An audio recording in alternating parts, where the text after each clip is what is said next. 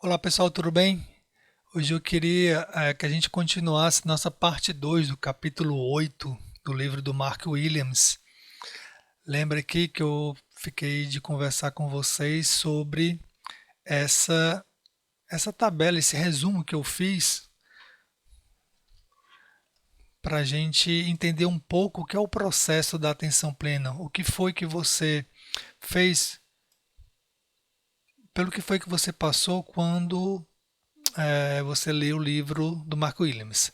Tudo bem? Sou Atila Campos aqui, sou diretor do CC Mind e a gente está no Clube do Livro, terminando o livro Atenção Plena do Mark Williams. Né?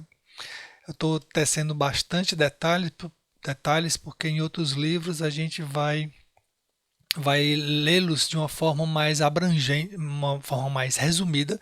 Esse aqui foi de uma forma mais abrangente que eu quis colocá-lo, porque é exatamente ele traduz, ele descreve todo o processo que você passa quando você faz um curso de mindfulness, aqui um curso do CC Mind, por exemplo. Então, no curso do CC Mind, a gente não utiliza 8 semanas, ele aqui utilizou 8 encontros, 8 semanas.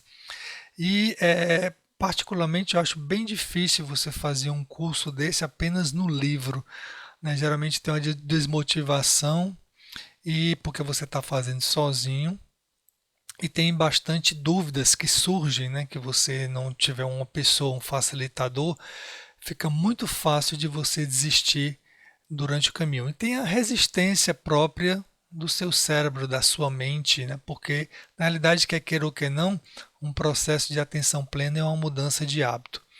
Como eu falei no vídeo anterior, você pode ver no vídeo anterior, eu falei mais sobre esse aspecto aqui, que é o objetivo do programa, que ele tem aumentar os níveis de atenção plena.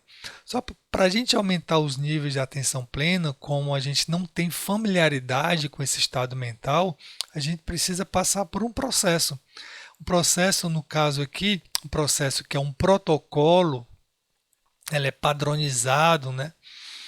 Que vem do Redução do Estresse baseado em atenção plena do John Kabat-Zinn. Esse aqui que o Mark Williams traz, porque ele é um dos fundadores, dos delineadores do programa, junto com o Tesdelio e o Segal, Zindel Segal.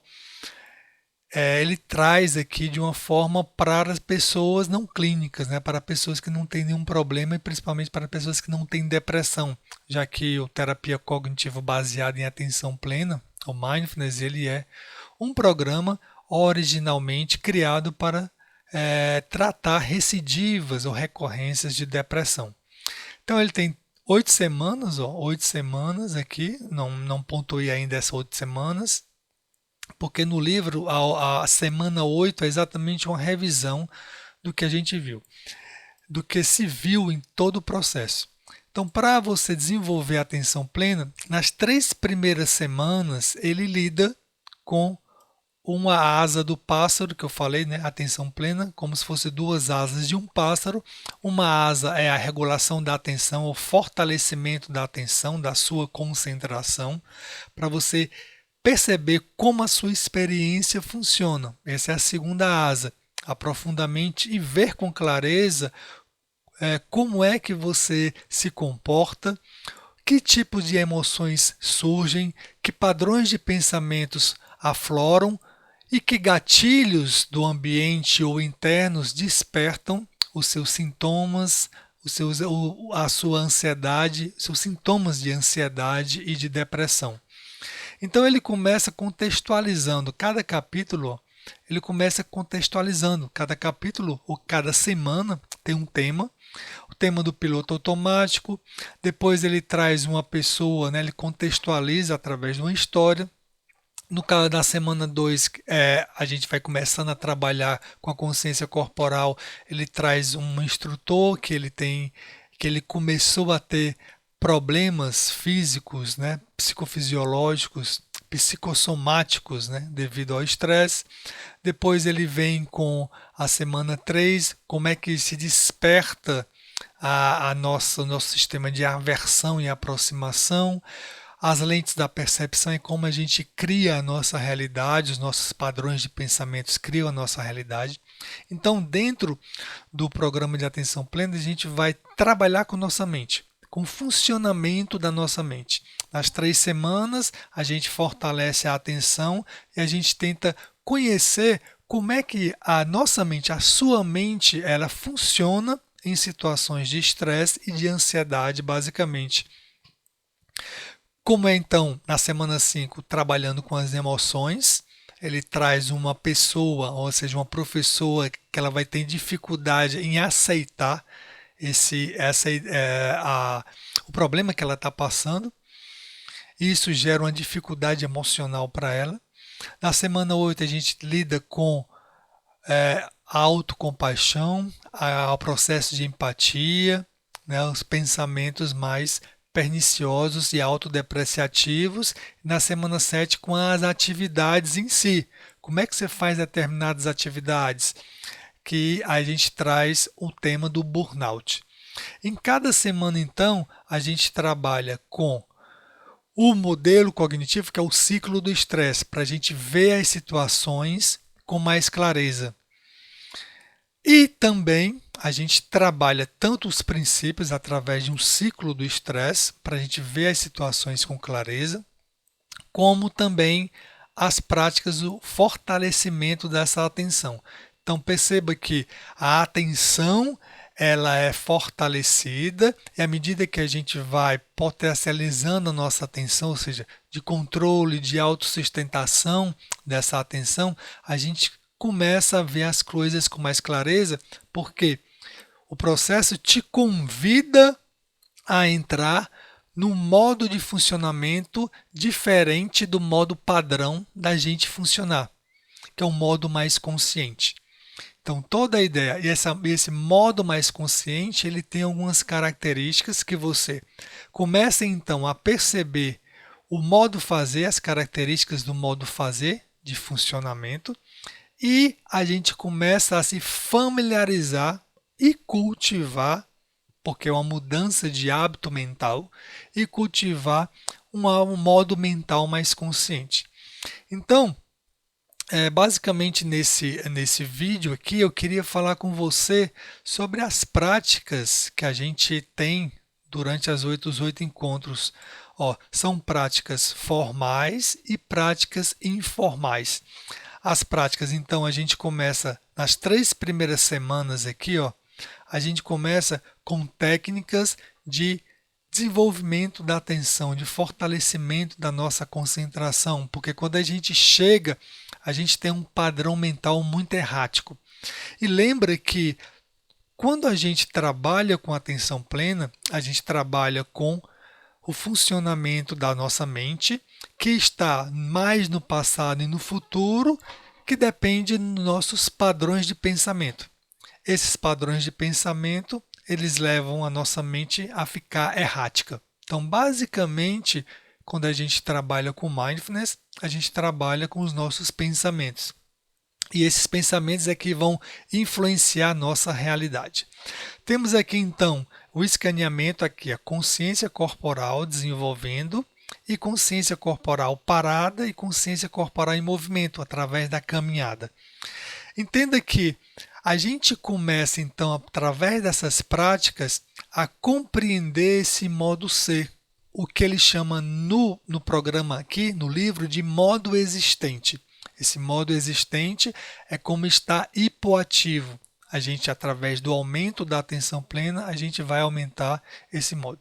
Então a gente começa a trabalhar, trazer mais consciência porque a gente, para a nossa rotina, através principalmente do comer consciente, da caminhada e do alongamento consciente, ou seja, você fazer atividade física, mas atividade física de uma forma consciente. E as práticas mais paradas ou formais, essas sim, elas fortalecem a nossa atenção e começam a nos dizer como é que o nosso padrão mental funciona. Por quê? Porque uma prática formal são as meditações, elas têm duas faces principalmente duas etapas.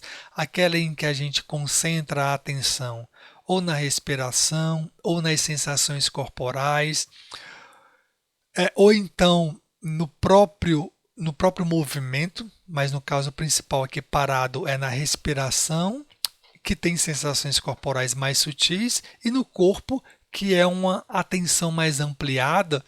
Então, a gente desenvolve, traz a nossa atenção, que ela se dispersa e volta para essa âncora ou ponto de referência para onde a gente tem que voltar a atenção quando a gente se perde. E o segundo lado da meditação, que seria o lado B, é a divagação mental. Então, a partir da divagação mental, a gente começa a entender como a nossa mente funciona, quais são os conteúdos mentais que estão mais presentes quando você está parado, respirando, as imagens, a tendência ao comportamento, as impulsividades, se você reage a determinado pensamento ou você quer se apegar a determinado pensamento. E é dentro também das meditações que a gente vai começar a aplicar o que se chama de mecanismos psicológicos do mindfulness, como perceber a consciência corporal, se aproximar do desconforto, desenvolver o que se chama de descentramento, ou seja, de ver um pensamento apenas como um evento, a gente não se agarrar ao pensamento, da aceitação no sentido que, naquele momento, o que está acontecendo comigo, com os meus pensamentos e principalmente com o meu corpo. Então, nessa perspectiva de dentro da prática, por isso que a prática é importante, a gente vai desenvolver esses mecanismos, e uma vez que a gente desenvolve esses mecanismos ao praticar uma meditação parada, por exemplo, que é chamada de formal, a gente começa a utilizar esses princípios dentro das situações de estresse, dentro das dimensões aqui do modelo cognitivo, dos meus gatilhos, das minhas sensações físicas, da dimensão da minha experiência dos meus padrões de pensamento, da dimensão das minhas emoções, da dimensão dos padrões de pensamento de autocrítica e da minha dimensão do meu comportamento. O Mark Williams ele não deixa muito claro essas dimensões aqui que a gente trabalha, mas sim a gente trabalha. E uma prática principal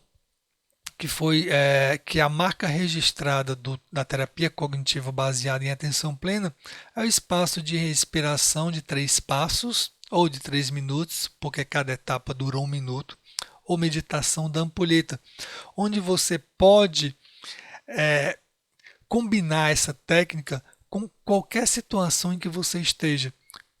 Principalmente ele traz a combinação, o uso dessa técnica, algumas etapas dela, nas dimensões de pensamento, nas dimensões de emoções e na dimensão de pensamentos autocríticos, que é uma categoria particular que ele trabalha dentro da semana 6 principalmente.